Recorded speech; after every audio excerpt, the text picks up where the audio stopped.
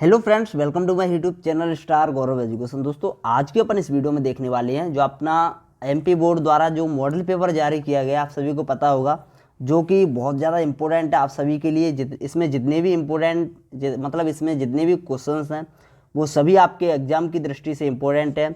वो सभी प्रश्न आपके 25 फरवरी को जो आपका पेपर होने वाला है हिंदी का, उसके लिए बहुत ज़्यादा इंपॉर्टेंट होने वाले। इसलिए आपसे रिक्वेस्ट है इस वीडियो को पूरा देखना है। इस वीडियो में हम आपको बताएंगे क्लास 12 हिंदी का जो आपका सैम्पल पेपर है यानी मॉडल पेपर है, उसका फुल सॉल्यूशन बताने वाले हैं। वीडियो को पूरा देखना है, बिल्कुल भी स्किप नहीं करना है। तो चलिए इस वीडियो को अपन स्टार्ट कर लेते हैं।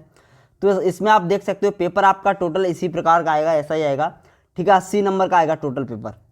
और ध्यान रखना है, अगर आपने हमारे अभी तक हिंदी के इंपॉर्टेंट क्वेश्चंस की जो सीरीज चल रही थी, जो हमने आपको टोटल 10-12 वीडियो दे रखी हैं, अगर आपने उनको अभी तक नहीं देखा तो आपसे रिक्वेस्ट है, हमने आपको जितने भी हिंदी के इंपॉर्टेंट क्वेश्चंस दिए हैं, जितने भी हमारे हिंदी के इंपॉर्टेंट क्वेश्चंस हैं, उनको आपको तैयार कर लेना है, क्योंकि उन्हीं में से आपको पेपर में देखने को मिलेगा। उनके अलावा आपको कोई याद करने की ज़रूरत नहीं है। अगर आप याद करना चाहो तो कर सकते हो, उन्हें आप छोड़ भी सकते हो। बस जो हमने आपको दिए हैं इंपॉर्टेंट क्वेश्चंस, और ख़ासकर जिन प्रश्नों पर हमने टिक लगवाए हैं, उनको अगर आप तैयार कर लेते हो तो आपको हिंदी में 80 में से गारंटी देते हम 75 नंबर, 75 प्लस ही नंबर आपके आएंगे, ठीक है। बस आप उनको तैयार कर लो। ऑब्जेक्टिव के लिए हमने आपको बता रखा है, कोई भी परीक्षा दिन ले लो या फिर कोई भी परीक्षा लोक ले लो या फिर कोई आप कुंजी ले लो, मतलब कहीं से भी ऑब्जेक्टिव आप तैयार कर लो, ठीक है। वैसे आपको जैसे ही आप मतलब क्वेश्चन आंसर याद करते हैं ना, तो वहीं से ऑब्जेक्टिव आपकी कंप्लीट हो जाती है। आप पाठों को पढ़ते हो तो वहीं से क्लियर हो जाते हैं।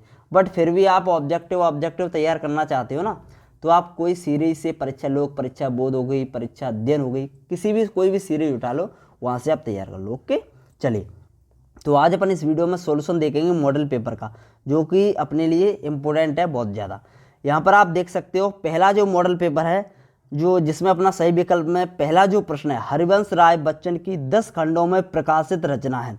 तो ध्यान रखना है, हरिवंश राय बच्चन की 10 खंडों में प्रकाशित रचना पूछ रहा है, क्योंकि हरिवंश राय की रचना इसमें जो जितनी भी है वो सभी हरिवंश राय की रचना है। जैसे कि मधुशाला, मधुकलश, निशान निमंत्रण, बच्चन ग्रंथावली, ये चारों ही रचना हरिवंश राय बच्चन की हैं। लेकिन 10 खंडों में प्रकाशित रचना कौन सी है? तो हरिवंश राय की 10 खंडों में जो प्रकाशित रचना है वो है बच्चन ग्रंथावली। तो इसका जो करेक्ट आंसर हो जाएगा वो हो जाएगा बच्चन ग्रंथावली, ठीक है। आपको अच्छे से याद कर लेना है। अगला है श्रृंगार, शांत एवं करुण रस में विशेष रूप से पाया जाता है। तो माधुर्य गुण इसका राइट आंसर हो जाएगा, माधुर्य गुण, ठीक है। माधुर्य गुण में क्या होता है? श्रृंगार, शांत, करुण रस में मतलब माधुर्य गुण में पाया जाता है। ओके, तो श्रृंगार, शांत एवं करुण रस किस में पाया जाता है? माधुर्य गुण में, ठीक है। माधुर्य गुण इसका करेक्ट आंसर हो जाएगा। यानी कोई काव्य, जैसे माधुर्य गुण की अपन परिभाषा देखना चाहें तो ऐसा काव्य जिसको पढ़ने या लिखने या फिर सुनने से, ठीक है, पढ़ने, लिखने या सुनने से जिससे हमारा हृदय क्या होता है? अलंकृत हो जाता है, यानी आप्लावित, मन आप्लावित या फिर आनंदमय हो जाता है हमारा हृदय। उस उस काव्य में कौन सा गुण होता है? माधुर्य गुण होता है, ठीक है। या जिस काव्य को पढ़कर हमारा मन आनंदित हो जाए, उस गुण को अपन माधुर्य गुण कहते हैं, ठीक है। अब ओज गुण क्या होता है? ऐसा काव्य या फिर ऐसी कोई कविता जिसको पढ़कर अपने अंदर जोश उत्पन्न हो जाए, जोश, उत्तेजना आ जाए, जोश आ जाए एक वीरता की भांति, तो वो होता है अपना ओज गुण। ऐसे गुण को अपन ओज गुण बोलते हैं। माधुर्य गुण, आनंद आ जाता है, मन हृदय अपना आप प्लावित हो जाता है, मतलब बिल्कुल शांत, बिल्कुल मतलब हृदय में एक अलग ही आनंद आता है बस, ठीक है। उसको अपन बोलते हैं माधुर्य गुण, ठीक है। तो गुण अपने ध्यान रखना है आपको, गुण अपने 3 प्रकार के होते हैं। कितने प्रकार के होते हैं? अगर पेपर में पूछ लिया जाए शब्द गुण कितने प्रकार के होते हैं, तो शब्द गुण आपके 3 प्रकार के होते हैं, ओज गुण, प्रसाद गुण और माधुर्य गुण, ठीक है। ओज गुण, प्रसाद गुण और माधुर्य गुण, ये अपने 3 प्रकार के शब्द गुण होते हैं। शब्द गुण कह लो या फिर काव्य गुण कह लो, काफ़ी ज़्यादा इंपॉर्टेंट है शब्द गुण और काव्य गुण। देखो, कोई भी अपन बोल सकते हैं, शब्द गुण बोल लो या फिर काव्य गुण बोल लो, बात एक ही है। अगर पेपर में आ जाता है काव्य गुण कितने प्रकार के होते हैं, 1, 2, 3, तो ऑप्शन में आपको लिख देना है, टिक कर देना है 3, ठीक है। 3 इसका राइट आंसर है। कौन से होते हैं?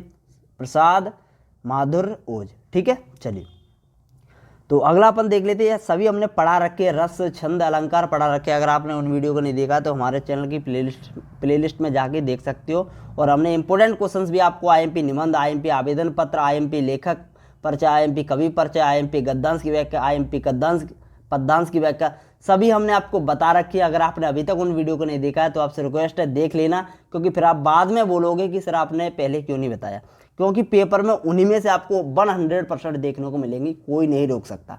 ठीक है, चलिए अगला अपन देखते हैं, प्रयाग महिला विद्यापीठ की स्थापना की थी। तो प्रयाग महिला विद्यापीठ की स्थापना की थी किसने, बताइए इसका राइट आंसर जल्दी से बताइए। प्रयाग महिला विद्यापीठ की स्थापना किसने की थी, इसका राइट आंसर हो जाएगा महादेवी वर्मा जी ने की थी। किसने की थी, महादेवी वर्मा जी ने। ठीक है, चलिए अगला अपन देख लेते हैं, शब्द युग्म। शब्द युग्म कितने प्रकार के होते हैं, शब्द गुण अलग होते हैं और शब्द युग्म अलग होते हैं।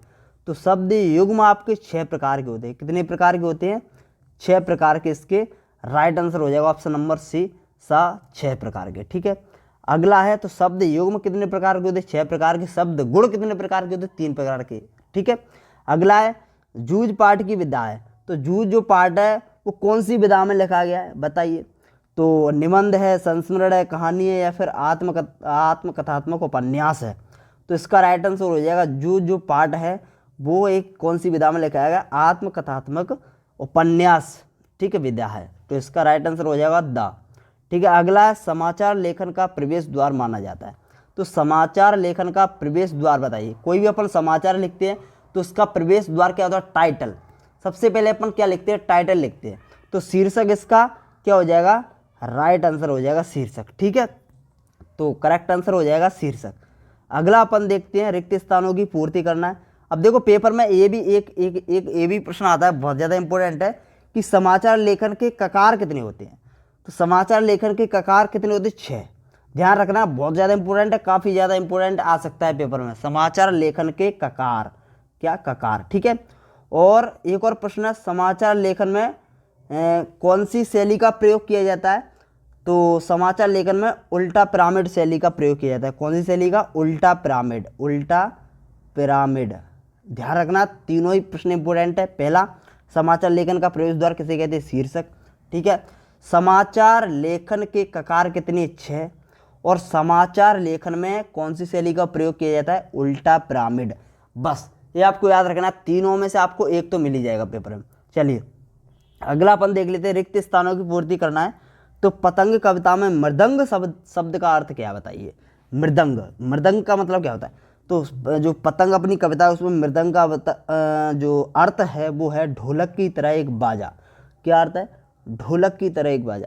अगला है, सहृदय के हृदय में स्थित अस्थायी भावों को क्या बोलते हैं, बताइए।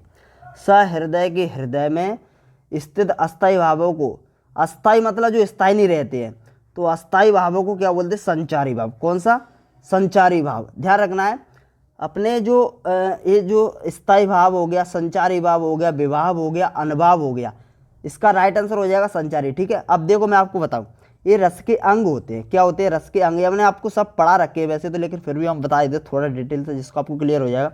रस के अंग 4 होते हैं, आप सभी को पता होगा। एक होता है स्थायी भाव, ठीक है, एक होता है स्थायी भाव, एक होता है संचारी भाव, ठीक है, एक होता है अपना अनुभाव, एक होता है विभाव। एक होता है अनुभाव, जैसे कि अनुभाव ऐसे लिखेंगे, ठीक है, और विभाव लिखना चाहे तो अपन ऐसे लिखेंगे। तो विभाव, अनुभाव, संचारी भाव, स्थायी भाव, ये रस के क्या होते हैं, अंग होते हैं। रस के 4 अंग होते हैं, विभाव, अनुभाव, संचारी भाव, स्थायी भाव। तो 4 अंगों से मिलकर रस बनता है। ठीक है, तो अगला अपन देखते हैं, तो सहृदय के हृदय में स्थित अस्थायी भावों को क्या बोलते हैं, अस्थायी भावों को बोलते हैं संचारी भाव। यदि सहृदय के हृदय में स्थायी, बात समझो, अस्थाई जो टिकेंगे नहीं, स्थायी जो टिके रहते हैं हृदय में, तो स्थायी भावों को स्थायी भाव बोलते हैं और अस्थायी भावों को संचारी भाव बोलते हैं। इस प्रकार से आप याद कर सकते हो। अब अपन देख लेते हैं नेक्स्ट प्रश्न है जो अपना रिक्त स्थान। बाजार दर्शन पाठ में डॉट डॉट की चर्चा की गई है। तो बाजार दर्शन पाठ में ग्राहकों की चर्चा की गई है। अगला प्रश्न है, गुरुत्वाकर्षण एक डॉट डॉट शब्द है। तो गुरुत्वाकर्षण एक तकनीकी शब्द है, इसका राइट आंसर हो जाएगा तकनीकी। अगला है, यशोधर बाबू का तीसरा बेटा स्कॉलरशिप लेकर डॉट डॉट चला गया। तो कहाँ चला गया था, आपने पाठ पढ़ा होगा, अमेरिका चला गया था। ठीक है, अगला है, रेडियो नाटक में डॉट डॉट नहीं होते हैं। तो रेडियो नाटक में क्या नहीं होते हैं, अपने दृश्य नहीं होते हैं। रेडियो को अपन सुन सकते हैं लेकिन देख नहीं सकते तो दृश्य नहीं होते हैं। ठीक है, अगला अपन देख लेते हैं। निम्नलिखित कथनों के समक्ष सत्य असत्य लिखिए। तो सत्य और असत्य अपन को टिक करना है। तो पहला है अपना कैमरे में बंद अपाहिज। कैमरे में बंद अपाहिज कविता में मीडिया का कटाक्ष किया गया है, तो यस सत्य है बिल्कुल। ठीक है, इसको आगे सत्य लिखना है। बिंब सार्वभौमिक होते हैं, तो ये भी सत्य है, बिंब सार्वभौमिक होते बिल्कुल सत्य है। धर्मवीर भारती ने काली मेघा पानी दे पाठ में वानर सेना का वर्णन किया है, तो नहीं असत्य है। इसका राइट आंसर हो जाएगा असत्य। विज्ञापन की भाषा सरल होनी चाहिए। विज्ञापन की भाषा सरल होगी तभी अच्छे से अपन जो एडवर्टाइजमेंट कर सकते हैं, सत्य है बिल्कुल सत्य है। अगला अपना अतीत में दबे पांव पाठ के आधार पर अजायब घर में तैनात व्यक्ति का नाम मोहम्मद नवाज था, तो ये अपना सत्य है।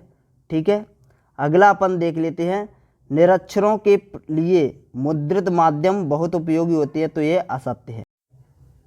अब अपन देख लेते हैं सही जोड़ी। तो सही जोड़ी बात सीधी थी पर, तो बात सीधी थी पर कोई दूसरा नहीं, इसका राइट आंसर हो जाएगा। ढोलक की आवाज़ संजीवनी शक्ति का काम करती थी। संजीवनी शक्ति का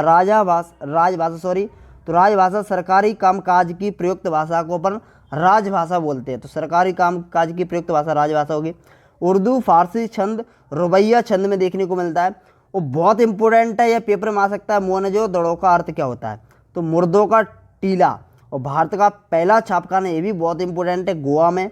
अगला है रीतिकाल की प्रतिनिधि रचना कौन सी, बिहारी सतसई। ये सभी जितने भी इसमें ऑब्जेक्टिव है बहुत ज़्यादा इंपॉर्टेंट है। इनमें से शायद आपको ऑब्जेक्टिव जैसे 25 आपके 32 ऑब्जेक्टिव है, तो यहाँ से लगभग कम से कम आपके 8 से 10 ऑब्जेक्टिव या फिर 5 से 10 ऑब्जेक्टिव आपके मिल सकते हैं पेपर में। इसीलिए आपको इन ऑब्जेक्टिव को तैयार करना ही करना है। ठीक है, अगला अपन देख लेते हैं। निम्नलिखित प्रश्नों के उत्तर एक वाक्य में लिखिए। तो एक वाक्य में उत्तर पहला है कवि उमाशंकर जोशी के अनुसार बीज किस रूप में अंकुरित होता है।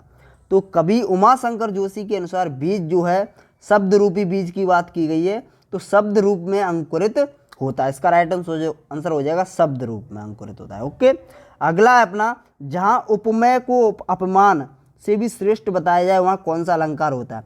जहां उपमेय को अपमान से भी श्रेष्ठ बताया जाए वहां अपना व्यतिरेक अलंकार होता है। बहुत ज्यादा इंपॉर्टेंट है, पेपर में काफी बार पूछा गया है व्यतिरेक अलंकार।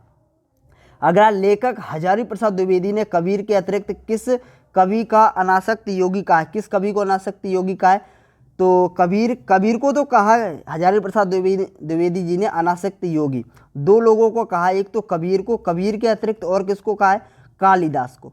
का याद रखना है बस, का से कबीर, का से कालिदास, दोनों को जो हजारी प्रसाद द्विवेदी ने क्या कहा है, अनासक्त योगी कहा है। अगला अपना निबंध किसकी कसौटी हुआ करता है, तो निबंध गद्य की कसौटी। बहुत ज़्यादा इंपॉर्टेंट है, निबंध को गद्य की कसौटी क्यों कहती है। यह प्रश्न 2 नंबर में पूछा जा सकता है, निबंध को गद्य की कसौटी क्यों कहते हैं, इंपॉर्टेंट है, अच्छे से तैयार करना है। अगला शब्दों के सार्थक समूह को क्या कहते हैं, तो वाक्य कहते हैं। क्या कहते हैं, वाक्य। ओके, शब्दों के सार्थक समूह को वाक्य कहते हैं। अगला है यशोधर बाबू सचिवालय में किस पद पर कार्य करते थे, तो सेक्शन ऑफिसर के पद पे काम करते थे। किसके पद पर, सेक्शन ऑफिसर। सेक्शन लिख लो और ऑफिसर लिख लो। Okay, section officer. इसमें जितने भी ऑब्जेक्टिव है अच्छे से तैयार करना आपको, ठीक है, एक भी छोड़ना नहीं है। इसमें जितनी भी प्रश्न है वो भी आपको तैयार करने हैं। अगला है घटनास्थल के किसी खबर के सीधे प्रसारण को क्या कहते हैं, बताइए। तो लाइव कहते हैं।